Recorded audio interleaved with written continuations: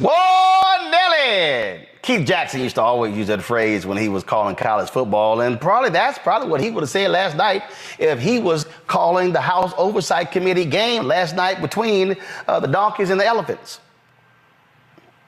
I know you were up late because, see, a lot of them Trumpers, they were down in New York City looking like some damn fools standing there defending Donald Trump. He was in court. So the committee, they actually got to work late last night, and damn, clearly some folks needed some sleep. Really? I'd like to know if any of the Democrats on this committee are employing Judge Merchan's daughter. Please tell me what that has to do with Merrick Garland. Is she a porn star? Oh, Goldman. That's right. He's advising. Okay. He's advising who? What? Do you know what we're here for? You know we're here about AG. I don't think you know what you're here for. Well, you the one talking about. I think your fake eyelashes are messing up. No, ain't nothing. Hold on. Listen. Order. Mr. Chairman, would you engage the order of your committee? Order. Please. There's a point of order. We have a point of order. Mr. Lynch, state your point.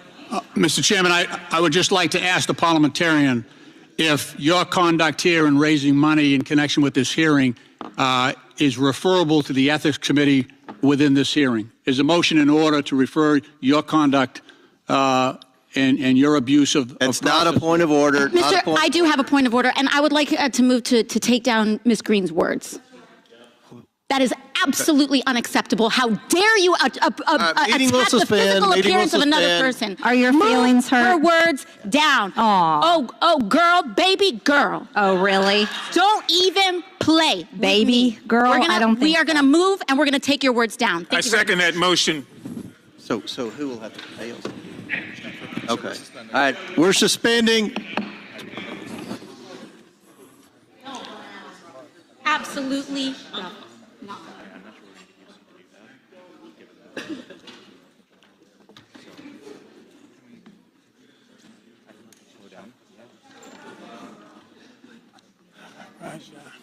I don't know. It's crazy. It's disintegrating. No, we're taking her words down. No way is that being allowed. He has to retract. Absolutely not. Absolutely. So she agrees to it. I don't know how much longer I'm going to be over. Not today. Yeah. Not today. I gotta find some place. Ms. Greene, do you wish to strike your words? I have 4 minutes and 21 seconds to speak. I think we have to do the motion first, and then unless there's another motion, then you'll be recognized again. But I believe there's another motion coming. So, will you agree to strike your words? Yeah. Okay. Ms. Greene agrees to strike her words. I believe she was apologizing. No. Perry, okay, hold on. Then after Mr. Perry's going to be recognized, then Ms. Greene I'm not has 4 minutes and apologizing. 21 Well, seconds. then you're not striking your words. I am not apologizing. Now let's go. Come on, guys. Why don't you debate me? Mr. Chairman, the minority. It's pretty self-evident. You're not. Yeah, you're not. Out of order. You don't have enough You're out of order. intelligence. Chair recognizes Mr. Perry. Okay, move to strike the. I move to strike the lady's words. I would like to strike the lady's words again. That's 2 requests to strike. That's 2 requests to strike. Oh, they cannot take the words. There's another motion to strike her words again. Please. All right, Get okay, your members under here's control. the correct apology. Ms. Greene, do you agree to unanimous consent to strike your words? I repeat again for the second time. Yes, I'll strike my words, but I'm not apologizing. Without objection. Not apologizing. Reserving the right to object, Chairman. I reserve the right to object. Mr. Perry. I reserve the right to object. Mr. Chairman, I move that Mr. Goldman's words and Ms. Ocasio-Cortez's words be stricken. Okay. Which words? And you have to do it contemporaneously. Object. The objection must be contemporaneous, and they haven't spoken in 10 minutes. Nobody's spoken in 10 minutes. Well, that's right. Therefore, defeating your proposal. You all have. Now the chair recognizes Ms. Greene for 4 minutes and 21 seconds. Mr. Chair, point of order. Who's? It's me. Ms. Crockett. I'm just curious, just to better understand your ruling. If someone on this committee then starts talking about somebody's bleach blonde, bad built butch body, that would not be engaging in personalities, correct? A what now? Chairman, I make a motion to strike those words. I don't think that's a part of the. I'm trying to find clarification on what quality. Chairman, motion to strike those words. I had no idea what you just said. We're not gonna do this. Look, you guys earlier literally just. You just voted to do it. Y'all did it first, so you don't want to talk about voted to do it. Order. I'm trying to get clarification. Look, calm down. Calm down. No, because this is what y'all do. So I'm trying to get Ms. Crockett, clarification. you're not recognized. Ms. I can't hear Crockett. you with your yelling. You don't want calm me to down. Be, Can you please calm down? Don't tell me to calm down. Calm down. Because y'all talk calm noise, down. and then You're can't out of take control. Because if I Look, Chairman, can we come send and her talk outside to shit take a about break her, for 5 y'all minutes? gonna have a problem. Mr. Order. Chairman. All right, Chair. I don't know why Okay. you're Order. acting Chair like now that. recognizes Not cute. Ms. Greene for 4 minutes and 21 seconds. 4 minutes. Let Ms. Greene talk, and then you all can. I'll recognize. But I moved to strike her words for a second time based on her second set of personal remarks attacking another member. Who? Chairman Comer. Because you all cannot I have an seem amendment at to the desk, apply and this the rules sideshow of the needs to committee. stop. We have to do this every time. Okay, I'm recognized. I'm recognized. I'm going to go ahead and start talking. Look, I know. Look, I don't know if you noticed it. I have 2 hearing aids. I'm very deaf. I'm not understanding. Everybody's yelling. I'm doing the best I can. Can we not recognize Ms. Greene and let her We get? cannot because of the rules of the committee, Mr. Chair. That is what I'm trying to communicate in the present moment. We have a Okay, what's the motion? The motion is to strike the gentlelady's words for the second set of remarks, not the first, the second. She that has applied no to idea. me. She has no idea. I think, Mr. Chairman, I'm the only one recognized right now. We objected at the time. Will the member state the word she wishes struck? She told me, or she asserted that I was not intelligent. These are the specific words. We can have it read by the clerk. It was made immediately. And it was made immediately. I am not moving now. I don't think it was I am not timely. moving now. It was made immediately, both by the gentlelady and by me. Mr. Chair, look. it was made immediately. It was made immediately, and you both said by that the you would gentlelady and by return me. to us. Guys, She said, you don't have the intelligence to talk to me, is what she said. the chair recognizes Ms. Greene for 4 minutes and 21 seconds. Mr. Chair, what is happening with the ruling? I object to the ruling now. We must object. I mean, if you want to take it up. Oh, suck it. What did she actually, did she say? Matter of fact. Bleach Blonde. Bleach Blonde, bad built, butch body. I got it written down. It's going to be on a T-shirt very soon. It's already posted on my social media. The African history. I saw. Got it. Hold on. I saw this tweet today from my man Wesley Snipes. He says, suddenly, go to my iPad, I like Metro Boomin to make a beat with Bleach Blonde, bad built, butch, and body in the beat. Today's show has been brought to you by the letter B. Today's show's been brought to you by Clorox. Kelly, it was a little crazy there, Kelly. I'm here for, I think she should have taken it a step further, because for me, after all of that, I would have been like, bitch, because what you're not going to do is come for me when I didn't send for you. That's what we're not going to do. We're not going to have that kind of decorum in the House of Congress when I didn't even call for it. I was out here minding my business, representing the great state of Texas, and you coming over here talking about eyelashes that you need, not me. You know what I'm saying? Like, it's the alliteration for me. It was the restraint for me, because it was clear that she could have taken it a step further and she didn't. Because if it were me, I probably would have not been in Congress anymore. There would have been, some slow singing and flower bringing. I'm not going to hold you. That was delicious, Michael. Not delicious. That was delicious. That was delicious. I watched it earlier today, and Marjorie Trailer Park Trash Greene, I think she bit off more than she could chew. She opened up a can of whoop ass. She couldn't put the lid back on. But this dysfunction, I want people to really understand what's going on. This dysfunction and Republicans being in control of the House of Representatives and all the committees. That's why Representative James Comer of Kentucky is the chairman of this committee. It's the result of about 7,000 votes over a handful of House races in 2022. That's why Republicans are in charge.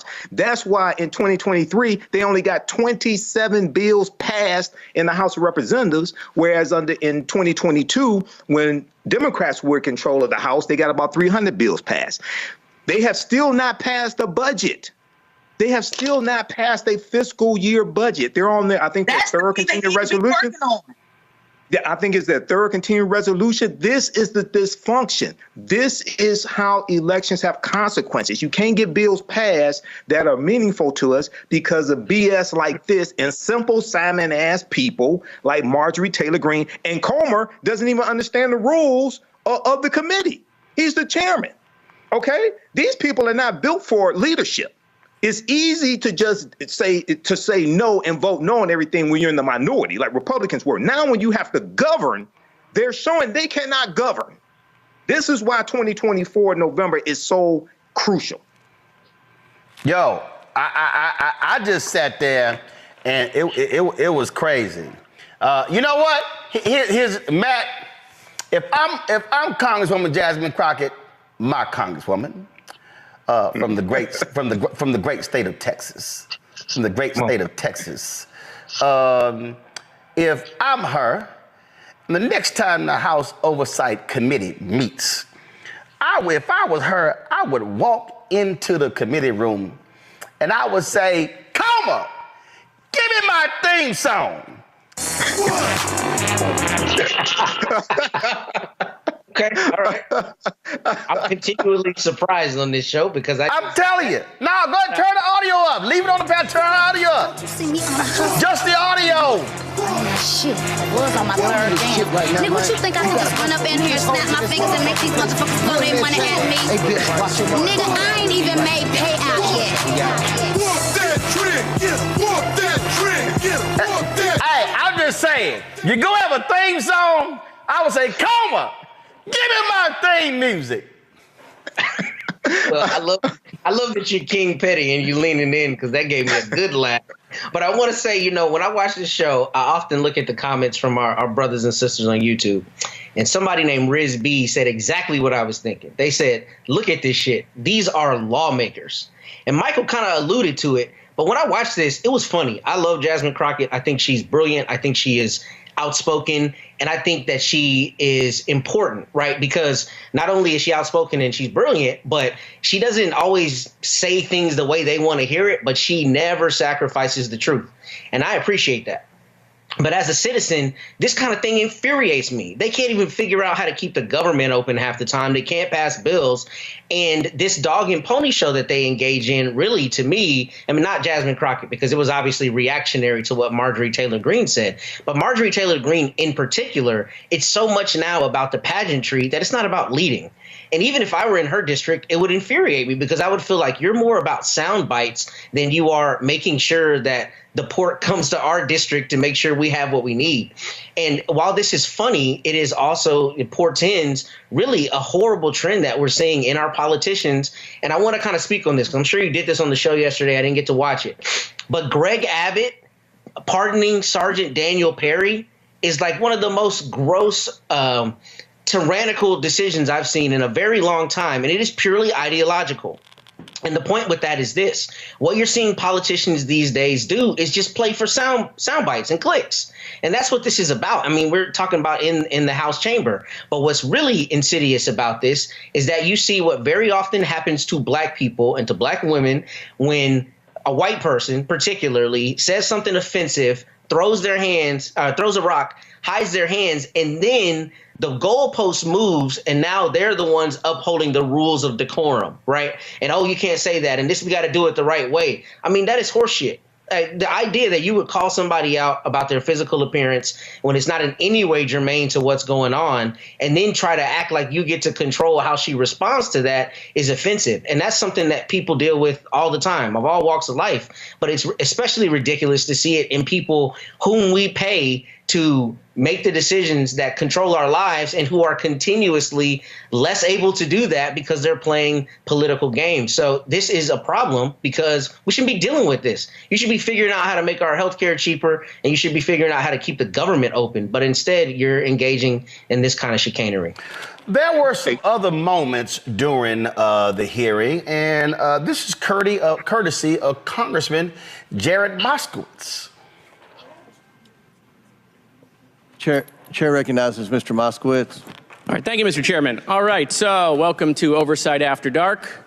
If you love James Comer at 11 o'clock in the morning, you're really going to love him at 8:30 p.m. So, members, the hearing was moved today. We don't have to ask the question. The hearing was moved today so that members could go to New York and attend the Trump hearing. But how's he doing? He's complained that he's chilly in the courtroom. Is it chilly?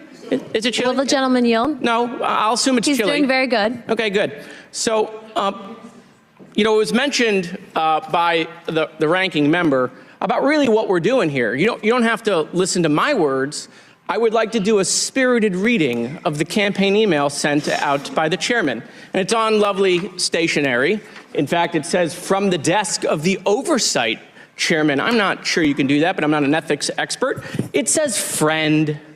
President Biden is exerting executive privilege in a last-ditch attempt to stop the disastrous audio recording of his interview with special counsel from being released. And it's highlighted in yellow. Want to make sure people saw that.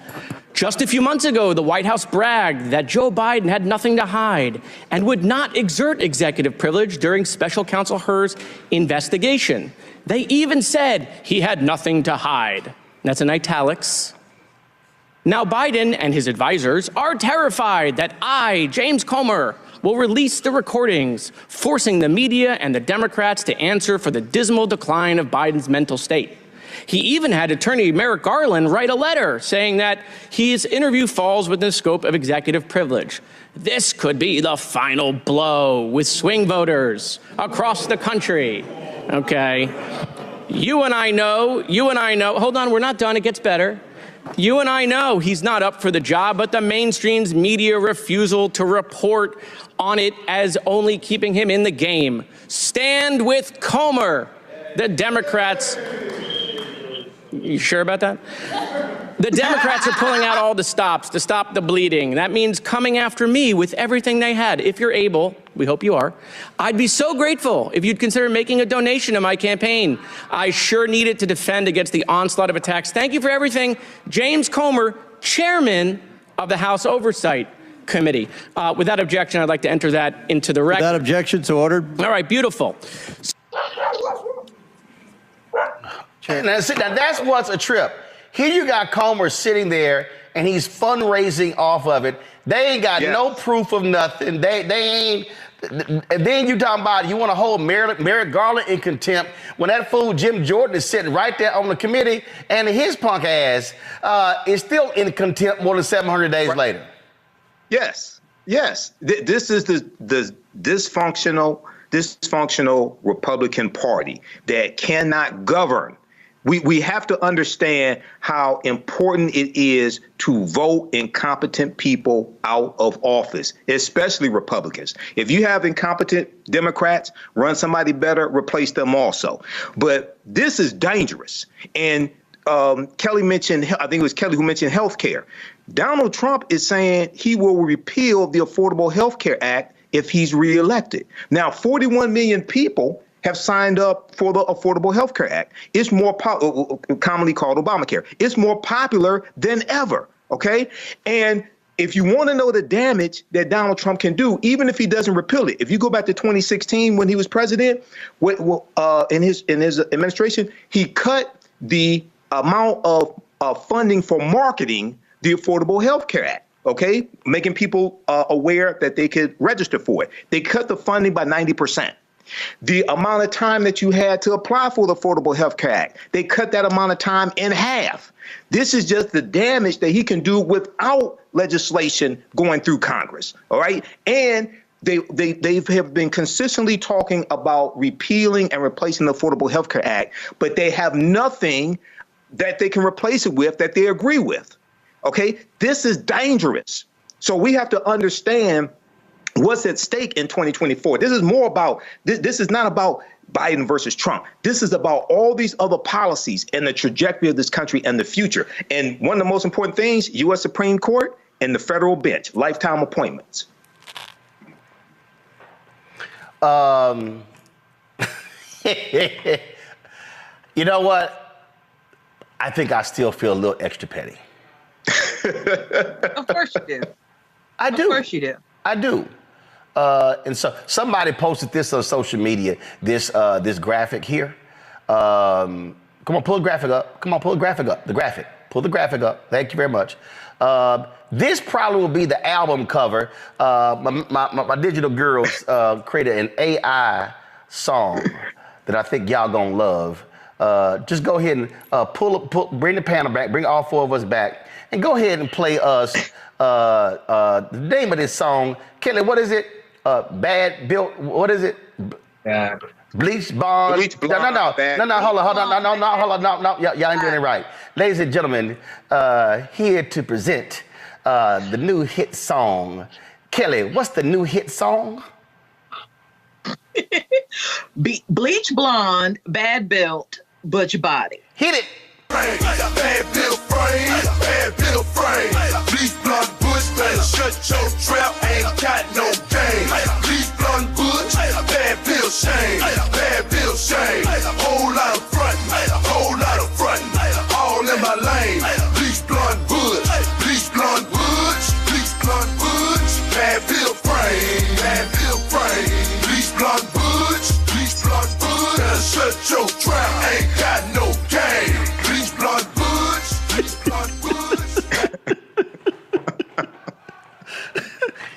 You all right, Kelly? Yeah. And you said that was AI? Yes. Hit it one more time. Run it back. Bad built frame, bad built frame. Bleach Blonde, Butch, better shut your trap, ain't got no game. Bleach Blonde, Butch, bad built shame, bad built shame. Whole lot of frontin', whole lot of frontin', all in my lane. Bleach Blonde, Butch, Bleach Blonde, Butch, Bleach Blonde, Butch, bad built frame, bad built frame. Bleach Blonde, Butch, Bleach Blonde, Butch, better shut your trap, ain't got no game. Bleach Blonde, Butch, Bleach Blonde, Butch. Oh, that was from Marjorie Taylor Greene right there, Matt.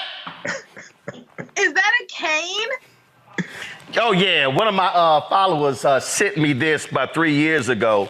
They sent me, go wide. They sent me a Roland Martin unfiltered. So you see right here is Roland Martin, right? No, go to the three, number 3. So they got Roland Martin right here. Then they put unfiltered over here in gold. And then they got A5A right here as well. And so, when we were playing that video, I meant to get, I wore my athletic pants. I meant to get a belt because they were smacking that ass. They were just smacking that ass of Marjorie Taylor Greene. And so I went ahead and got the cane because they were just like, beep. They were just, yeah. That's what was going on right there.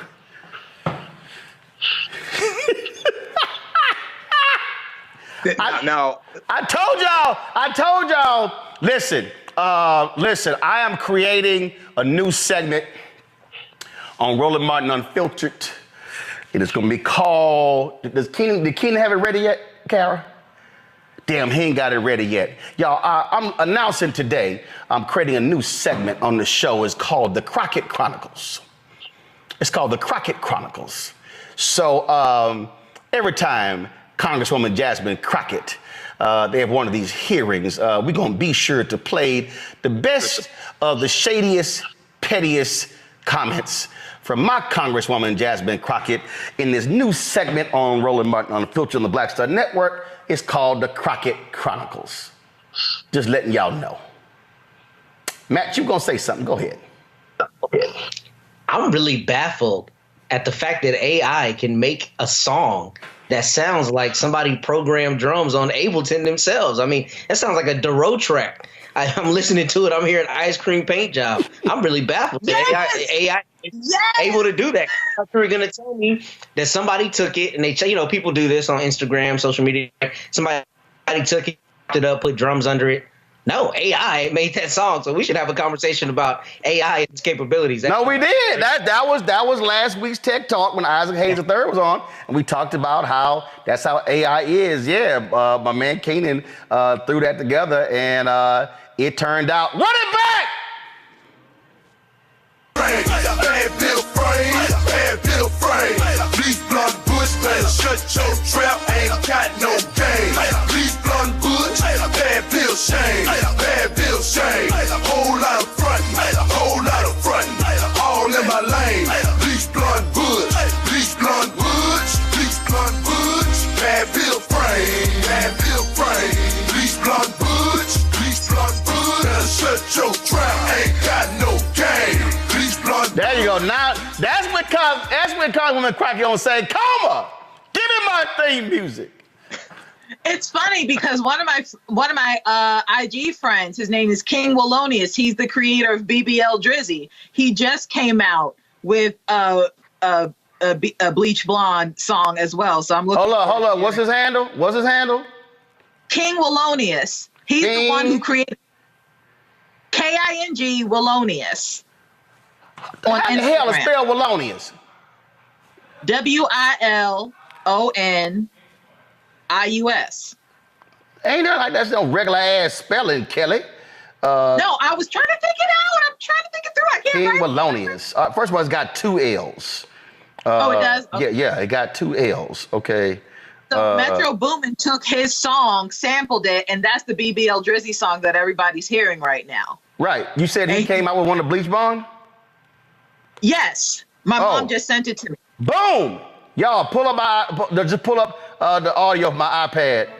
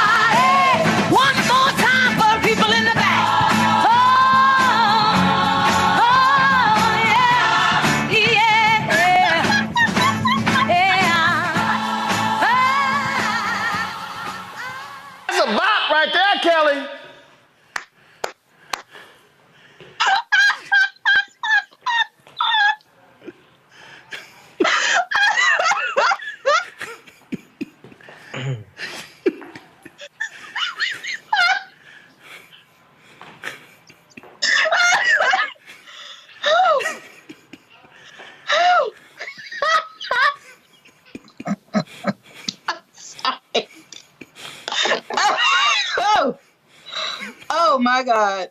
You all right? I'm great. I'm great. That was wonderful. That was great. Shout out to King Wallonius. Yeah, King Wallonius. That's a bop right there.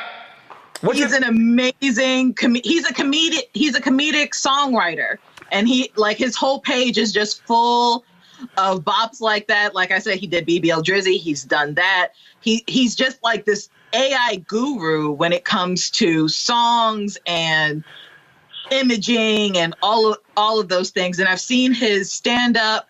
He's come out to the DMV area for stand up stuff, and I mean, just incredible talent. And I'm excited that his page has been blowing up since the Drake Kendrick Lamar thing. I hope this takes him to the next level as well, because he deserves. He's really good. He's really good. Hey, Michael, that sounds like a Motown song right there. Yeah, it does. I was just looking at the 2022 midterm election results while we were listening to this music, and looking at Marjorie Taylor Greene. She won by her district. I think she got like 61% of the vote, something like that, 65% of the vote. So even I think she's in a pretty red district. Yeah, she's in a heavily gerrymandered district. Remember, she ran against the brother who was the veteran, right? And her opponent this time is another brother. We had him on the show. So another brother who's running against her. But again, Republicans have the gerrymandered of these districts. But I think the smart play for Democrats is to mock her silly ass at every turn, because she is truly the second dumbest member of Congress behind Lauren Boebert. And Lauren Boebert, on recount, she won, if I remember correctly, by something like 546 votes. Yeah, so trust me, she's scared. That's why she's running in a neighboring district, because she was gonna get her behind the kick. Matt, real quick, final comment, Matt. Well, first, I was really impressed by how authentic that horn section was for Motown. So that's what I was listening to. But my final comment on it is we should not allow this. These are lawmakers who have the fates of our lives in their hands with a lot of the bills that they pass. They should not be able to shirk that duty for political points. And that's what we're seeing. And my 4-year-old is showing me his tablet. So that's the end of my comment. All right. All right, I'm going to go to a quick break. We'll be right back. Roland Martin Unfiltered on the Black Star Network, the home of the, bad built, bleach blonde, butch body, something like that. Y'all know what it is. Matter of fact, you know what? We're going to play that song again before we go to the break. All right, I'll be back in a moment. Bad bill frame, bleach blonde bush, better shut your trap, ain't got no game. Bleach blonde bush, bad bill shame, whole lot of frontin', all in my lane. Bleach blonde bush, bad bill frame, bleach blonde bush. I wanted the people of Baltimore to hear it from me. I have done nothing wrong. But I see that what you are trying to do is destroy this black woman for doing her job. I have heard your calls for no justice, no peace. However, your peace is sincerely needed as I work to deliver justice on behalf of Freddie Gray. Maryland was a force to be reckoned with. I was assuming this is all because of Freddie Gray, but it actually is much deeper than that. Baltimore's top prosecutor, a woman named Marilyn Mosby, was indicted yesterday in the Eastern District of Maryland for perjury. Couldn't help but think about Donald Trump. This is what you got to deal with when you are a black woman fighting for just causes in America. Yeah, but just take it on the police, period. She's stepping on their toes. They want to cross her out of the system so she can't stand up for the preacher. Reached in the pool and grabbed me and pulled me out. Imagine if this were you. You would want people to stand in your corner. I lost my car. I lost my job. I lost my marriage. And I almost lost my mind for a little while. It is so much right now, Lord, and I'm just saying, why are you putting all of this on me? I'm about to break. Oh, I love us. I love how we can just take things and make them benefit us. That's exactly what Texas Congresswoman Jasmine Crockett is doing after the Bleach Blonde, bad-built, butch body comment that went viral on Thursday. All right, so Crockett, she filed a trademark application for rights to the alliterative insult at Georgia Representative Marjorie Taylor Greene during a heated House Oversight Committee session. Now, Crockett posted this statement on social media. So we're going to drop a Crockett clapback collection. This collection will feature various swag that includes random things I've said. The money will go to ensuring that we have a Democratic House. Give me a little time, really get some swag online, etc. But B6 will drop first. Since Thursday, many songs have been circulating on social media, helping the phrase reach viral status. If you didn't hear it Friday, here's the RMU version. Bad bill frame, bad bill frame. Bleach blonde bush, better shut your trap, ain't got no game. Bleach blonde bush, bad bill shame, bad bill shame. Whole lot of frontin', whole lot of frontin', all in my lane. Bleach blonde bush, bleach blonde bush, bleach blonde bush, bad bill frame, bad bill frame. Bleach blonde bush, bleach blonde bush, better shut your trap, ain't got no game.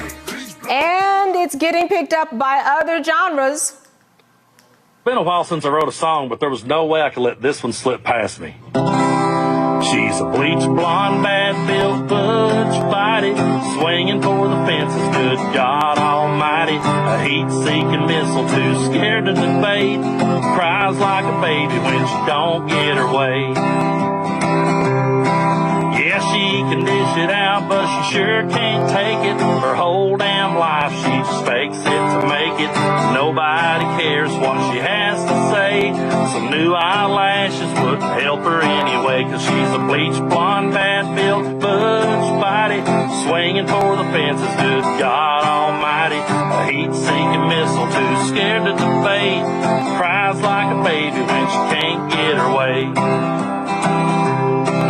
Yeah, she's out there pushing their propaganda. Can't get it done, just blame it on Brandon. She loves to talk tough, throw around her weight.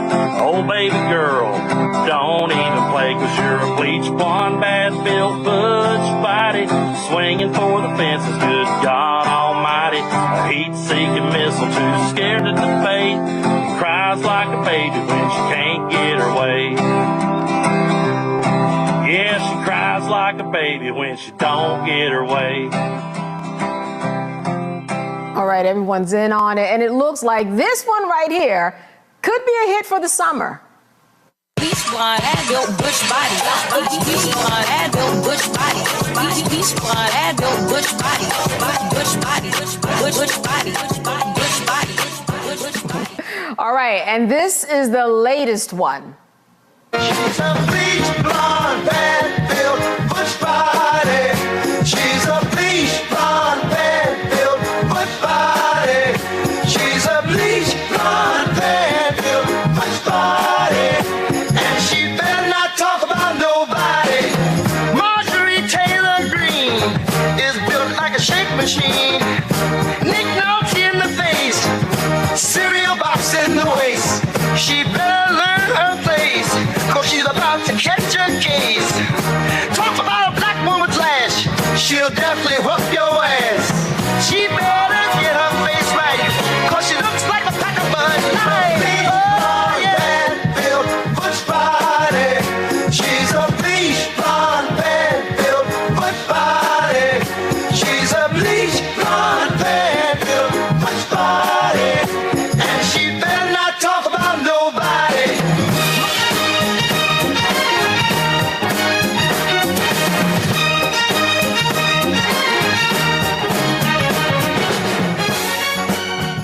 Oh, Representative Jackson, I saw you. You're the one moving your head the most. We're going to start with you. Plus, these are your people. Talk to me a little bit about your take on what we are seeing going on here and how you feel about this line of T-shirts coming out. Well, first off, I appreciate Representative Crockett with the clapback. You just find it amazing, Candace, where we have a certain level of decorum that's expected to do the work of the people. And when you find your colleagues while you're trying to do the work of the people, during a committee hearing, mind you, cameras are rolling. When you have a colleague to simply try to attack you verbally, and it just broke all kind of decorum. It broke all kind of Robert rules. It just broke everything. And so I know there's a sentiment out there where they want to, use the Michelle Obama, when they go low, we go high.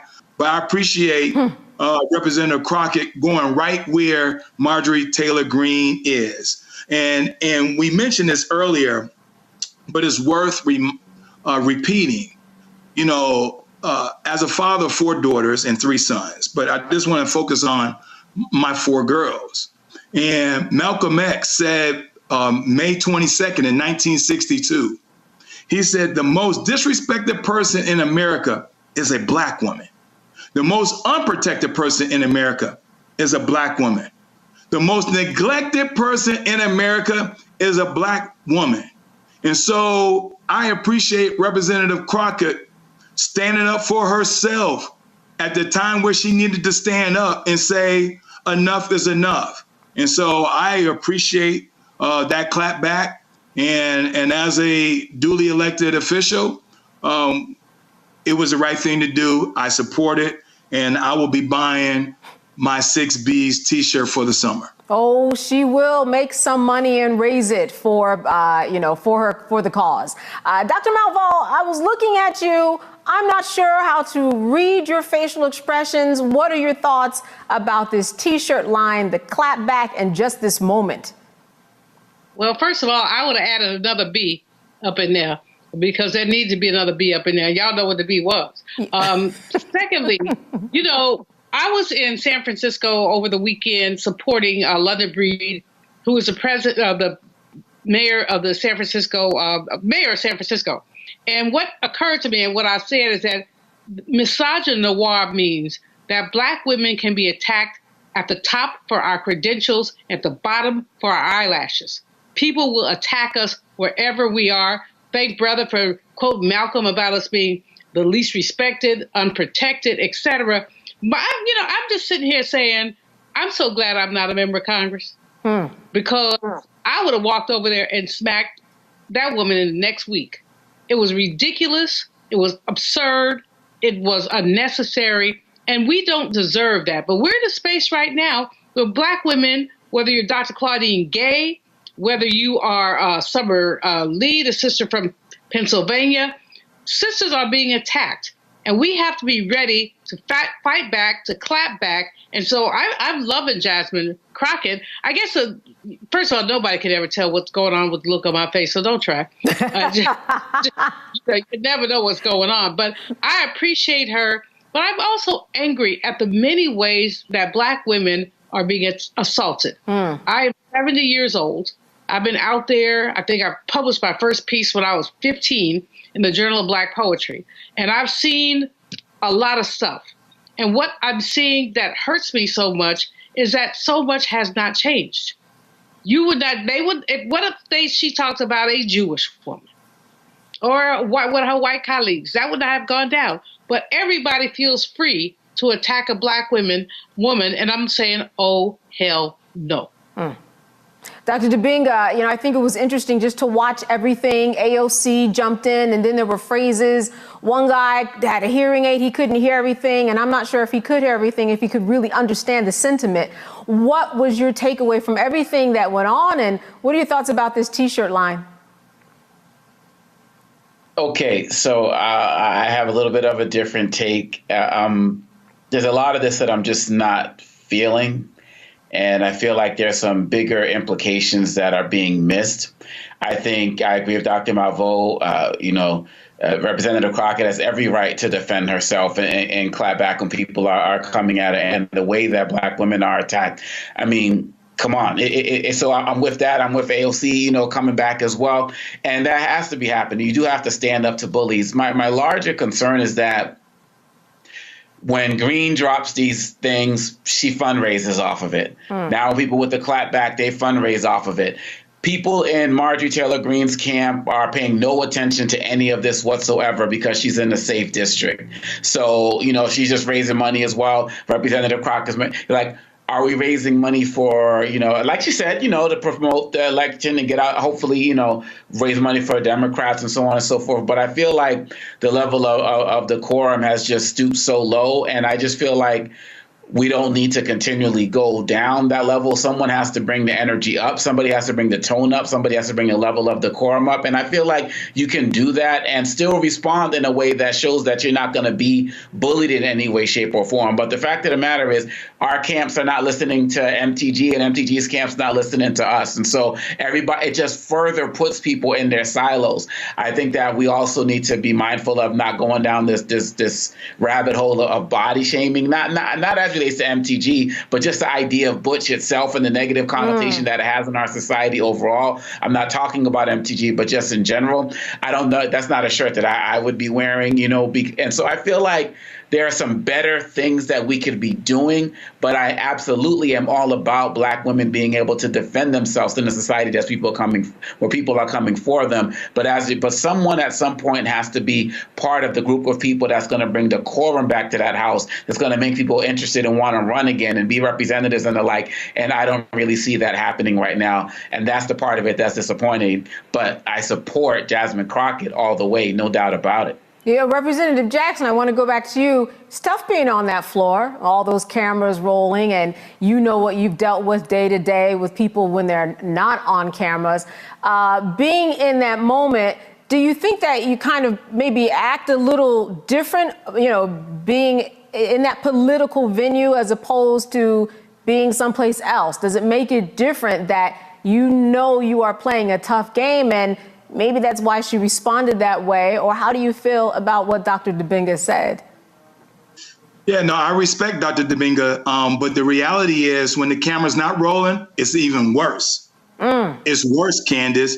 And so there was some history there. And if you had the opportunity here, Representative Crockett, in the last 24 hours, she's shared some of that history. It's been brewing for quite some time. But our constituents also, Dr. Dibinga, also hold us accountable for not showing up and fighting back for Michelle Obama. When they attacked Michelle Obama, how she looked. And right now, how they're attacking Ketanji Brown Jackson, right? And so we're sort of stuck in the middle where our constituents are asking us, hey, you all need to stand up for our Black women who are being attacked in the media. And so, yeah, I'm all for it because in hindsight of 2020, we should have did more to stand up for Michelle Obama when they were referring to her as a primate. Y'all remember they put her on a cover, right? The big afro, right? There was not enough energy coming from our community to stand up for Michelle Obama. And now they're attacking Ketanji Brown Jackson, the first. So, yeah, it is exhausting, Candace. And I think we do need to clap back. We still can maintain our level of professionalism. We still can maintain the quorum as we see fit. But when the camera's not rolling, y'all, it is worse. And it gets tight and it gets tense when we are in these rooms debating over legislation going back and forth. Yeah, and as we saw, hey, Marjorie Taylor Greene, she was the first one to go after somebody's looks and eyelashes. I'm not saying that everything is fair game, but she certainly opened up that door and someone walked right in, then slammed it after. I wanted the people of Baltimore to hear it from me. I have done nothing wrong. But I see that what you are trying to do is destroy this Black woman for doing her job. I have heard your calls for no justice, no peace. However, your peace is sincerely needed as I work to deliver justice on behalf of Freddie Gray. Maryland was a force to to be reckoned with. I was assuming this was all because of Freddie Gray, but it actually is much deeper than that. Baltimore's top prosecutor, a woman named Marilyn Mosby, was indicted yesterday in the Eastern District of Maryland for perjury. Couldn't help but think about Donald Trump. This is what you got to deal with when you are a black woman fighting for just causes in America. Yeah, but just take it on the police, period. She's stepping on their toes. They want to cross her out of the system so she can't stand up for the preacher. Reached in the pool and grabbed me and pulled me out. Imagine if this were you. You would want people to stand in your corner. I lost my car. I lost my job. I lost my marriage. And I almost lost my mind for a little while. It's just so much right now, Lord, and I'm just saying, why are you putting all of this on me? I'm about to break. They trotted out these MAGA people, and it's always a pleasure to watch my Congresswoman, Jasmine Crockett, light that ass up. This is so interesting. A couple of things. I'm just curious to know, as we're talking about lawyers and the obligations of lawyers, and whether or not maybe the former president has any idea of what good lawyer obligations look like. I'm just going to ask, we're not going to play. We're going to do Miss Winebanks. Have you heard of any of these lawyers? I've got Robert Cheeley, Kenneth Chesborough, Jeffrey Clark, Matthew DePerno, John Eastman, Jenna Ellis, Michael Farino, Rudy Giuliani, Julia Halia. I got a long list. Have you heard of any of these people? I have. Are you aware as to whether or not any of them have faced criminal penalties? Yes, and also been disbarred or suspended. Oh, yeah. Okay. So they've had some issues, but these are the handpicked lawyers for Trump. I'm assuming that y'all have never been Trump lawyers, Mr. Trusty or Mr. Costello. No, I was for a year. Oh, you were? And you still have your bar card? I'm sorry? You still have your bar card? Yeah, well, unless I get targeted for daring to represent a former president. You have absolutely done a lot better than most that deal with him. So good for you. I also want to make sure that we talk about what two-tier really looks like. And Mr. Trustee, since you've been a prosecutor before, I'm curious to know, have you ever had a criminal defendant that had over 80 counts in 4 different jurisdictions and somehow was not held pretrial? I know that you talked in your opening about your interpretation of what speedy trial looks like, and it's really only for those that are held pretrial. And last time I checked, most of the time those people held pretrial, they don't have anywhere near 80 counts pending against them. But I'm curious to know, in your experience, have you ever had someone that had over 80 counts pending in 4 different jurisdictions and they were not held pretrial? Yes or no? Well, no specific recall, Okay, all but right. I could answer That's more all if you'll let me. You told me no, and I understand because I hadn't either. So in addition to that, there's been a gag order, since we're going to talk about the pending trial that's going on right now. Have you ever had a defendant that violated a gag order and then you went to the judge and the judge didn't lock them up and they done it at least 10 times? I think it's 10. I'm losing count right now. Have you ever had somebody violate? In 35 years, I had never seen a defendant gagged. Okay. Not my question. So you've never Well, it's hard to get to the second part if they're never you've gagged. never had it. You're absolutely right. All right. So finally, when it comes down to intimidating witnesses, because maybe you haven't had gag orders, intimidating witnesses, have you ever had a defendant that you were prosecuting and they were intimidating witnesses and they didn't somehow end up in the clank for at least a day or two? I've had criminal death penalty prosecutions based on witness retaliation. I'm very familiar with gang cases and mafia cases. Most of those defendants were already incarcerated when they would orchestrate some sort of obstruction. Okay. If there's provable physical violence-based obstruction, it certainly makes sense that they'd be incarcerated. Thank you so much. And, you know, Mr. Hamilton, I don't want you to feel left out of this conversation. So I'm going to make sure I ask you some questions. Let me know if you're having problems answering them, because they really should be yes or no. let's see, you're the executive director for the America First Legal, correct? That's correct. All right. And America First Legal is a member of Project 2025, which is dedicated to creating the playbook for the next conservative administration and what it calls the Project Pillars, correct? We are proud contributors to Project 2025.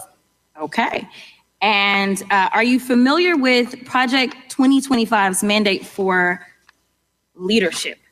In fact, I am. Okay. And in fact, you wrote some of the sections of this mandate related to the DOJ, correct? Sure did. And the mandate outlines policy priorities for the next conservative president. Is that correct? It does. You've done a great job. I just want to let you know. All right, so let's walk through some of the provisions of the mandate. It calls for eliminating the Department of Education, eliminating the Department of Commerce, deploying the military for the use of domestic law enforcement against protesters under the Insurrection Act of 1807. It also has the repealing of Schedule F status for thousands of federal employees to allow a president to replace career civil servants with unqualified partisan loyalists. That's probably my favorite of it. It also prohibits the FBI from combating the spread of misinformation and disinformation, like Russia and China, who are actively trying to interfere with American elections. I don't know why or how anybody can support Project 2025. And I know that there was allegedly a joke about dictators and whether or not that's funny, but in the United States of America, dictatorships are never funny. And Project 2025 is giving the playbook for authoritarianism as well as the next dictator to come in. And I know that you are doing your jobs here by making sure that hopefully some juror turns on and finds some viral moment of you spewing more of the nonsense as it relates to the president. But as practicing lawyers or licensed attorneys, I hope that we can all agree that no one gets indicted because someone says so. There takes a grand jury, and the grand jury is comprised of American citizens that sit down and review evidence, and they make the determination. And when and if Trump is convicted, it will be a jury of his peers, and it won't be the president of the United States. I thought you were going to get to a question somewhere in that 90 seconds for Mr. Hamilton after you went after his 2025. I will point out the Inspector General just released a report that said the FBI retaliated against whistleblowers. One of the reasons we do need some changes, but there was no question there. But Mr. Hamilton, if you want to give it some kind of response, you're more than welcome to do that.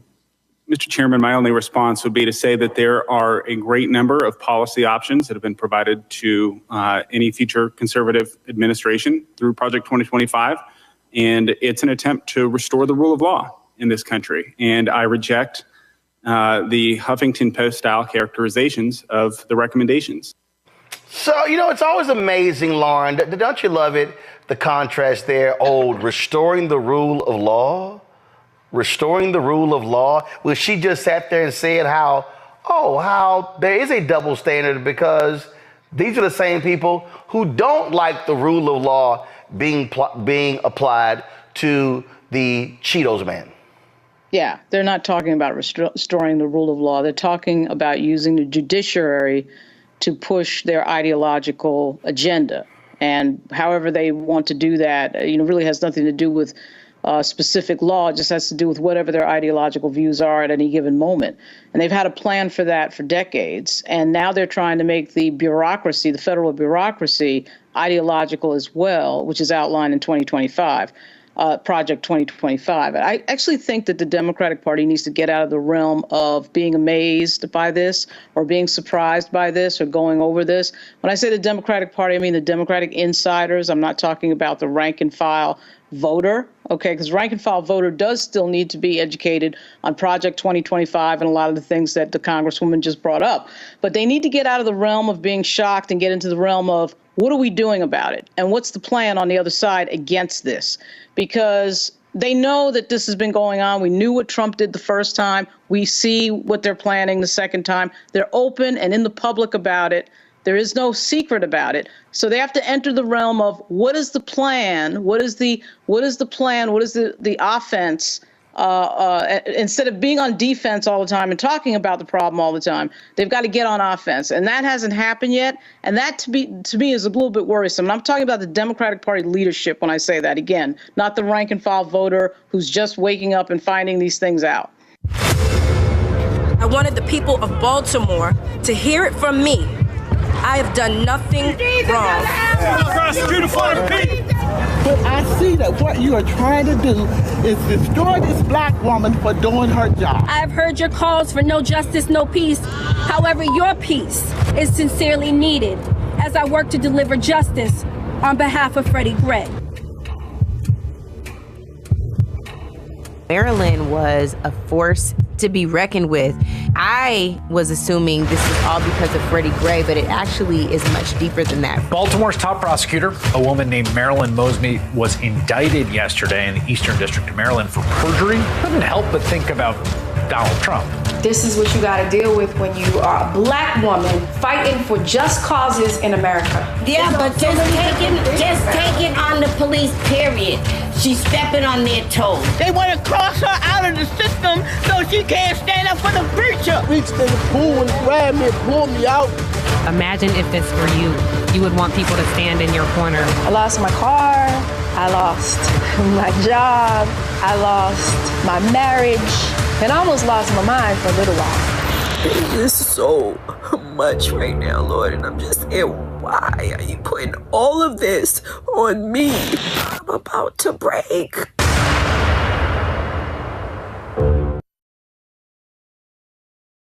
All right, we debut the first edition of the Crockett Chronicles. Of course, Congresswoman Jasmine Crockett got all the folk talking on social media when she lit up a Marjorie Taylor Greene that late night session. She joins us right now. No, not crazy ass Marjorie Taylor Greene, but Congresswoman Jasmine Crockett. Boy, it's been quite a busy week for you. It has. Are you surprised how what the response has been? I am. I never could have anticipated we'd have skits and songs of all genres and memes for days on days. But I think it's great. I think that people have been looking for something to unite them against this MAGA bully. And I think that this was the moment. And you're right. I mean, she's out there trashing people. She's always trying to, front people. As soon as she came to Congress, was just quite disruptive. And so somebody need to clap back on her. Absolutely. And she, I think, has gotten to the point that she felt like nobody was going to check her. And so, historically, these spats have been more so with the Republicans face to face. Like she had the spat with Boebert. She also has obviously had plenty of spats with her own caucus as she was trying to oust the speaker just the previous week. So she's constantly into it with people, but she's usually not crossed the line and crossed over to actually trying to say something to a Democrat's face, except for obviously the things that she's done to the president during this most recent State of the Union and the State of the Union before that. But I don't know that she's ever met a black woman like me. I can't say very much about her upbringing or anything like that. But the fact that she said what she said and sat back and was like, I'm fine with what I did, I could not let that rest. So if she wasn't going to be forced to apologize or be kicked out, then I was going to have to make the chairman think about what the parameters were going to be going forward and let him know that I got some choice words that I could deliver if I chose to. And then you have the people who, you should have, it's about decorum, you shouldn't have done that. And look, I get it. I always talk about Michelle Obama says when they go low, we go high. I'm like, nah, you got to go here. If they going to hit you in the knee, hit them in the damn shin. And they going to hit you in the ankle, hit them in the bottom of the feet. Because you can't play footsie with these people. They don't care about norms. They don't care about values. And so it's like, you know what? If that's how you want to swing, let's swing. Yeah, no, I mean, you're absolutely right. And, this obviously is not something that has been done that often, if ever, when it comes to MTG. And so, in that moment, all I was thinking about was, how is it that I can claim that I'm going to represent almost 1 million people and fight for them every day and sit here and I won't even fight for myself? And you don't know how these things will hit. You don't know how your district will take it. But I can tell you that I've received plenty of encouraging messages directly from the district. And so, but ultimately you find out really how your district feels about how you've governed when you get to the ballot box. So, ultimately, my primary will take place almost 2 years from now. So I don't even know if they will still be talking about this. But I feel confident that my district is okay with the fact that I, as a Black woman serving in a Black district, decided to stand up for myself. Well, I'm a voter in that district, and I'm perfectly fine with it. Let's go to our panel. Rebecca. Congresswoman, thank you so much for being here today. 2 quick questions. One, what was going through your mind as it was happening in real time? And then my second question, a little bit more serious, is that you are in the seat of the late great Congresswoman Eddie Bernice Johnson. You're finishing up your first term. What do you want your legacy in Congress to be? Absolutely. Thanks for the questions. So my first thoughts were not as eloquent. I will be honest. They were not. And, when somebody comes at you wrong, you always have something that you're ready to say. So honestly, my first thought was, if you had some lashes, you may still have your husband. That was like my first thing. But I restrained myself and said, I'm going to let the process work. And before I could say, we need to go ahead and take our words down, AOC jumped in. I appreciate my sister. She jumped in almost immediately. And as y'all could tell, AOC was fired up as well. And what y'all didn't know is Ayanna, my big sister, was sitting off camera and she was about ready to handle some folk as well. So I had plenty of good backup for her trying to come at me. And so as AOC and Jamie were dealing with Comer and were dealing with the advice of his parliamentarian, I was of the impression that we won. For me, a win is her not being in committee because we can get work done. Also, a win is her having to apologize, which of course she never wanted to do to a Black woman specifically. So both of those were fine with me. She didn't have to do either one of those though. And that's when I decided, and I looked over at her and I was like, you Bleach Blonde. Like I had all of this, and so I was writing it down and trying to get Comer's attention so that he would call on me so that I could not violate the rules, but show her that I could cut her deeper without ever talking to her. So that was what was going through my mind and how it all played out. As far as my legacy, I want my legacy to be one of fighting for the people. It's what I've always done, from being a public defender to being a civil rights lawyer. I have always pushed back and tried to make sure that I could open doors of opportunity for people that look like me to bust through and do greater things than I could have ever imagined. I talk to young people all the time about the fact that I really want them to take my seat. I want them to go in and be the amazing people that they are in this generation. And so I don't plan to stay for decades. I have no aspirations to do that whatsoever, but instead I make sure that we have tons of interns. We make sure that we're training them up, educating them. And my hope is that I won't be representing this small fraction of a fraction of a fraction of black women that have served in Congress, but instead the numbers start to be more reflective of what the numbers are in this country. Scott? Yeah, hey, Congresswoman, A. Scott Bolden. You know, as a lawyer, questions can be more piercing than statements. And while most people say that you called her that, you actually put that in a question to Comer. I didn't miss that as a fellow lawyer, which in my opinion was just brilliant. It's like going in the back door if the judge won't let you go in the front door. So I admire you for that. I want you to talk about how difficult it is. Like, where do you go from here? and how difficult it is to work in Congress to get things done for your district or for all of us when you really don't have a viable political party on the other side. Democracy needs two strong parties, and you're in Congress and you got to work with people to get stuff done. But the Republicans don't seem to be interested in getting stuff done. They seem to be interested in kind of power and winning and going after the other side. So can you just kind of talk about, one, where you go from here, and two, how do you matriculate in that very difficult environment, notwithstanding the irrelevance of Congresswoman or MTG? Yeah, so great question. And I'll be honest and tell you that I have absolutely built better coalitions than MTG has probably ever dreamed of. So while I'm the minority, just last week, or actually, I think it was the same week. So yeah, so last week, I was able to get a bill out of oversight committee of all committees in a bipartisan way, because it was just good legislation.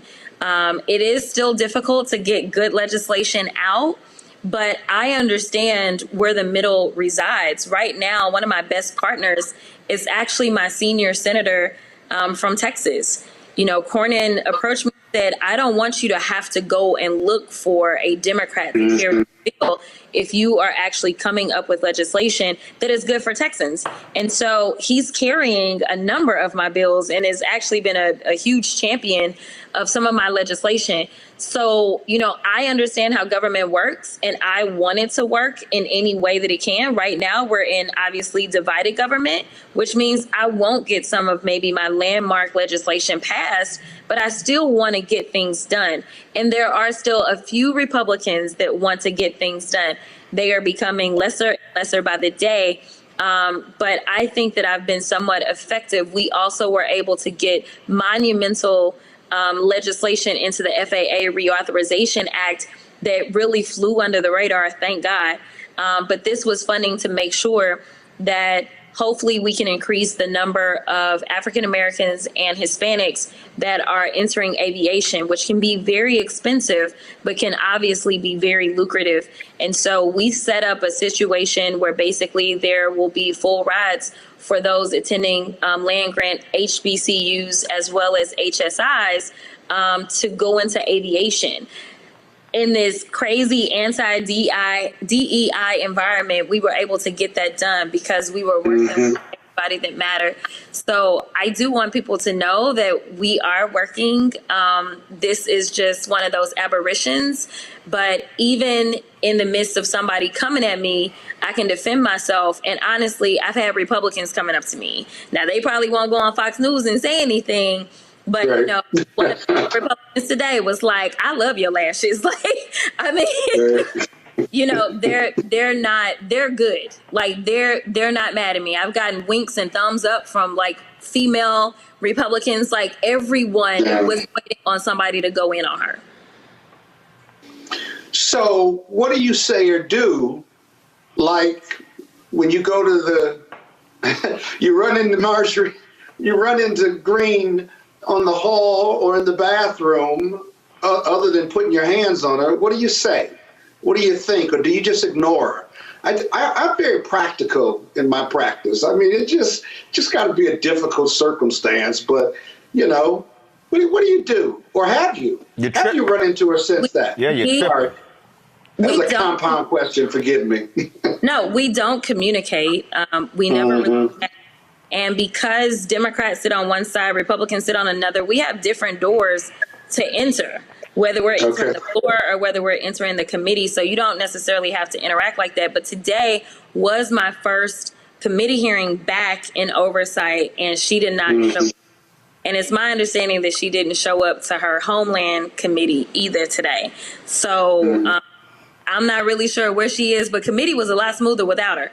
So she, as I'm concerned, I think everybody was happy. So yeah. Right. Well, you know, she's got something really unique. She seems to have pissed off in a very divided Congress and a very divided political status in America, that she's pissed off Democrats and Republicans. That's got to be a first, in my opinion, given how divided we are as a country. She has, but nevertheless, I think I was told that she's their 5th highest fundraiser.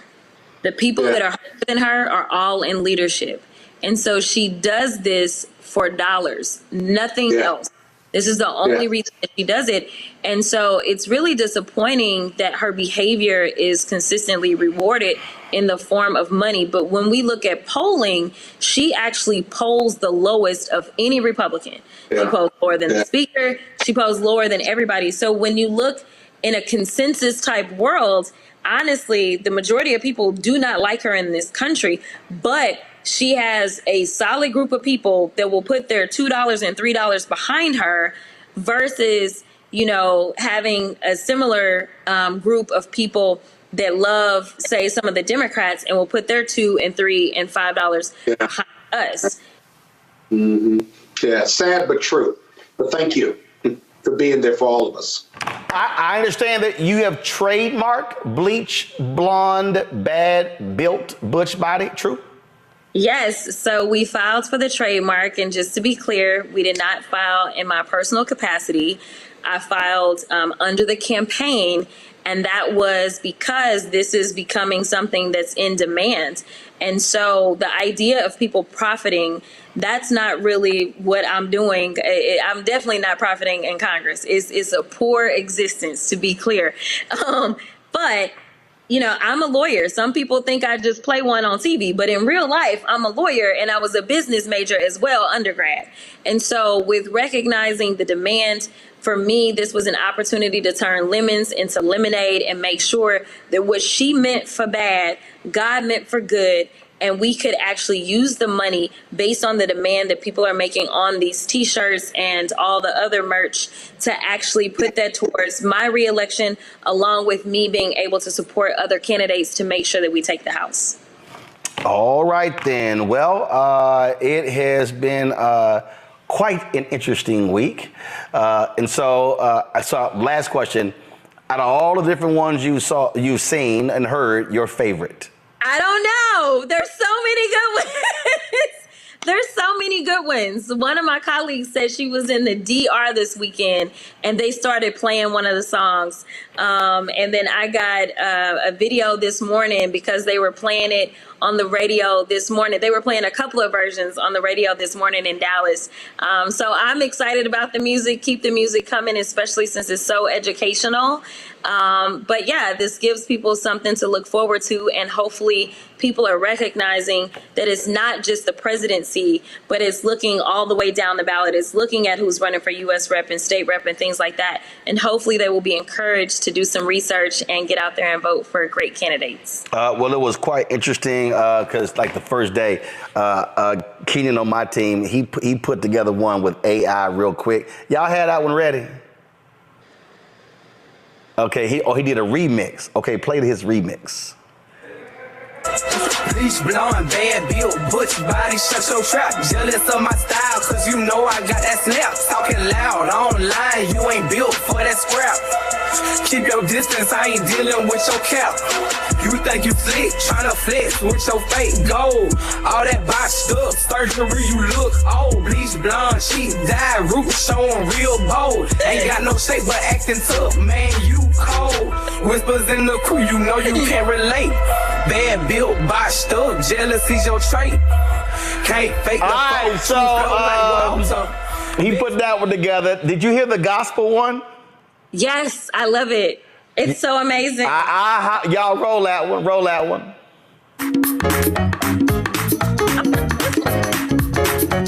She got a bleach blonde, bad blue butch body. She got a bleach blonde, bad blue butch body. That Marjorie Taylor Greene look like a lima bean. I forgot she had a bleach blonde, bad built butch body. Representative Jasmine's about that life. She about that, and she looks like she can really fight. I didn't know. An amazing politician, ain't got no competition. Ain't worried about a bleach blonde, bad built butch body. Marjorie Marjorie tried to cause a scene. Forgot she had a bush body. Marjorie tried to cause a scene. Forgot she had a bush body. Marjorie tried to cause a scene. Forgot she had a bush body. Marjorie tried to cause a scene. Forgot she had a bush body. Black women with lashes, they won't give you gashes. Black women with lashes, they won't give you gashes. Black women with lashes, they won't give you gashes. Don't come for us unless we sit for you. She got a bleach blonde bad big bush body. She got a bleach black big bush body. A bleach blonde bad big bush body. She got a bleach black big bush body. Isaac Hayes' son did one. Say it again. Isaac Hayes' son did one. Oh, I know. It was called the clapbacks. Roll it. Yes. He did one. Roll the clapbacks. She's a bleach blonde bad built bush body. She's a bleach blonde bad built bush body. She's a bleach blonde bad built bush body. And she better not talk about nobody. Marjorie Taylor Greene is built like a shake machine. Nick notes in the face, cereal box in the waist. She better learn her place, cause she's about to catch a case. Talk about a black woman's lash, she'll definitely whoop your ass. She better get her face right, cause she looks like a pack of Bud Light. Oh yeah, built bush body. She's a bleach blonde bad built bush body. She's a probably the one. So that's that old school sound. The brother King Wallonius, I gotta admit. That one. That one is so. That's so good. Yo, I was flying to Palm Springs for Anthony Anderson's 6th annual Celebrity Golf Classic on Saturday. Let me just say, I probably had that playing at least an hour on the plane. Roll it.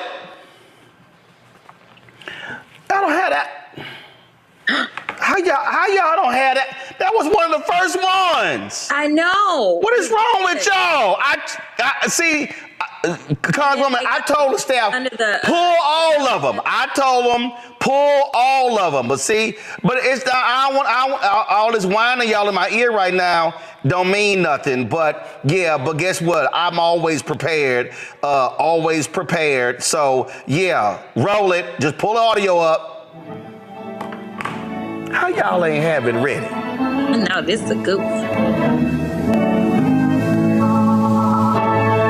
Oregon getting it.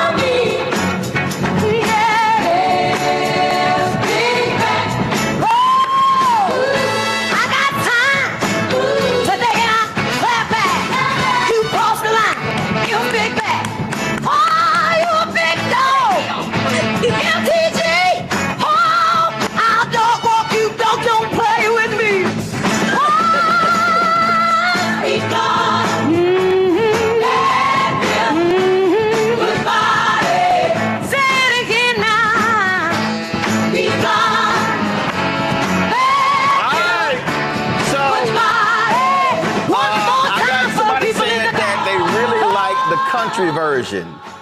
The country version was really good, but I love the ones where Comer is like a wood now. Y'all got any one of those in there? Oh my goodness. All right, let me hear that one. I need to hear that one. First of all, let's see that one too. Go ahead, go. Bleach blonde, bad built, bleach blonde, bad built, bleach blonde, bad built, bush body. What now? Sweet. What now? Sweet, the wingman's gone. Bleach blonde, bad built, bleach blonde, bad built, bleach blonde, bad built, bush body. What now? Bleach blonde, bad built, bleach blonde, bad built, bleach blonde, bad built, bush body. I'm just curious. Bad built, bad built, bad built, bad built, bad built, bad built, bush body. What now? Bad built, bad built, bad built, bad built. Oh my God. Bad built, bush body, bush body. Yo, the Bleach blonde, bad built, creativity, bleach blonde, the creativity of people is amazing. This thing has taken off quickly. Yes. Yeah. I'm appreciative. It's great. I, you know what, for the first time in a long time, a lot of people that haven't been engaged in politics, they're engaging. So again, what she meant for bad, God meant for good. So I'm excited that people now are like, wait a minute, now what channel can I watch the hearings on? Well, tuning into C-SPAN. Well, and here's the deal. We carry those hearings as well. And so I've already made it clear to our folk, every time there's one of these hearings, and you look, you only get 5 minutes, right? Yes. All right. So every time there's a hearing, we gonna have the full 5 minutes and run it on the show. And I told Carol, I said, because look, I've had an open invitation to every CBC member since I launched 5.5 years ago, and most of them never take it up. We are more than welcome to have a weekly segment called the Crockett Chronicles, talking about whatever you want to talk about. So all you got to do, just have your people tell Carol, hey, this week I can come on Wednesday, this week I can come on Friday. And so that's every single week we can have the Crockett Chronicles to talk about what's popping. And of course, we having fun, joking, but there's also real policy stuff we can talk about. So we're looking forward to making that happen. Absolutely. I appreciate you. All right. Congresswoman, hold up. I got real quick. Y'all pull the photo up of that fake Delta in Georgia. Congresswoman, did you see this? Did you see this here? This woman right here is a state representative in Georgia. Old girl has been fronting, saying she's a Delta. The Deltas put out a letter. Okay, apparently she ran for re-election. And she was running against a Delta. Can't nobody see that letter, y'all. She was running against a Delta. Well, what happened was the Deltas had to put out a letter stating she was not. They have no records whatsoever to support her being a member. Now, there was a woman she was running against who is a Delta, and they said she was a certified member of Delta Sigma Theta. So now you a Delta, how you feel about a homegirl down in Georgia fronting that she's a Delta? She clearly knows nothing about Delta, because one thing the Delta does is stand on business. Baby, you was never going to get too far, not in the public limelight with that fraud going on. Now, she won. She won, but the Deltas have put out a letter saying they can't find no evidence anywhere that homegirl. She literally she literally posted this on Delta's Founders Day. Straight up. No. But I'm saying there's no way you can be in the public life and Delta not know who you are and be clear whether or not you're a member of Delta Sigma Theta Sorority Incorporated. Delta knows me very well. They know. They got all my records. So I don't even know why she tried to play with Delta. And that's got to be embarrassing, because it's got to make her constituents think, if you would lie about something like this, what else are you lying about? That was absolutely crazy. That was absolutely crazy. So, woo, that was a trip right there. Congresswoman Crockett, I appreciate it. My parents at my house here in Virginia, because my niece graduated, so they kicking it. So I'm sure, because Send them my love. Because they constituents too, since they living at my house. So they are always down there working the campaign. So I'm sure they quite enjoyed this segment. I appreciate them. All right, I appreciate it. Thanks a lot. See you later. I wanted the people of Baltimore to hear it from me. I have done nothing wrong. But I see that what you are trying to do is destroy this black woman for doing her job. I have heard your calls for no justice, no peace. However, your peace is sincerely needed as I work to deliver justice on behalf of Freddie Gray. Maryland was a force to be reckoned with. I was assuming this was all because of Freddie Gray, but it actually is much deeper than that. Baltimore's top prosecutor, a woman named Marilyn Mosby, was indicted yesterday in the Eastern District of Maryland for perjury. Couldn't help but think about Donald Trump. This is what you got to deal with when you are a black woman fighting for just causes in America. Yeah, but just take it on the police, period. She's stepping on their toes. They want to cross her out of the system so she can't stand up for the preacher. Reached in the pool and grabbed me and pulled me out. Imagine if this were you. You would want people to stand in your corner. I lost my car. I lost my job. I lost my marriage. And I almost lost my mind for a little while. It is so much right now, Lord, and I'm just saying, why are you putting all of this on me? I'm about to break.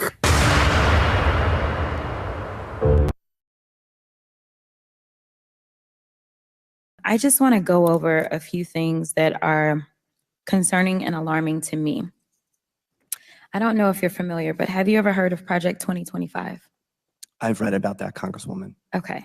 And there are some things indicated in Project 2025 that are quite concerning to me. And I want to talk about a few of those topics because this hearing almost feels like a Project 2025 hearing. One of those topics is diversity in the workplace. The agenda includes making sure that the next conservative administration dismantles DEI apparatus by eliminating various chief diversity officer positions, et cetera. And you engaged in an exchange earlier with one of my colleagues, and I don't know if you recall, but it was hitting me a little differently as a Black woman sitting here, because it almost seemed as if you either get diversity or you get qualifications. It did not seem as if my colleague understood that someone can be diverse and qualified. And it is why you have people like me that get very frustrated, not just in the halls of Congress, but in general in this country. Because as I'm sitting here and there seemed to be this question of you're either diverse or you're qualified, all I could think about was the fact that I currently hold an honorary doctorate. I also hold a Juris Doctorate. I also hold a bachelor's.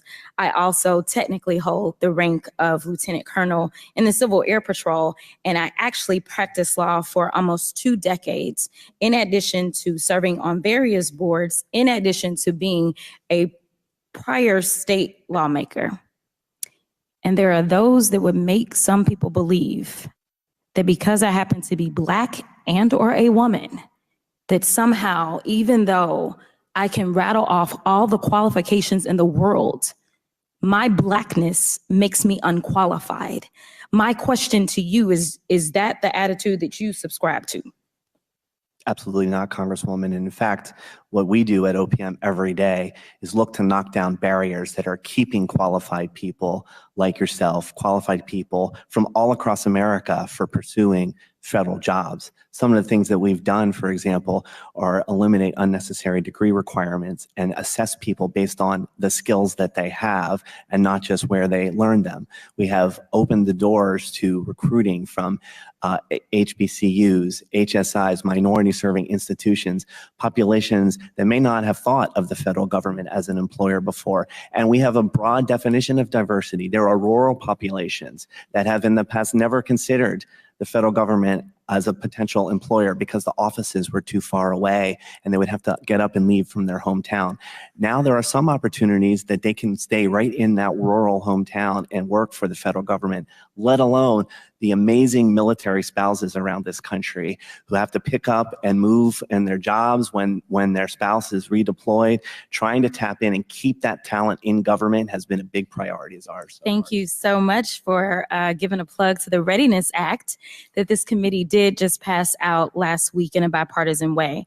But, you know, it's interesting because we've had so many conversations about telework and the evils of telework. And it seems to be this other false equivalency that if you telework, that means you're not working, instead of this idea that people are actually just working and they're not working in the building that is being paid for by the federal government. In fact, my mom is on telework, and my mom is absolutely one of the smartest people that I know.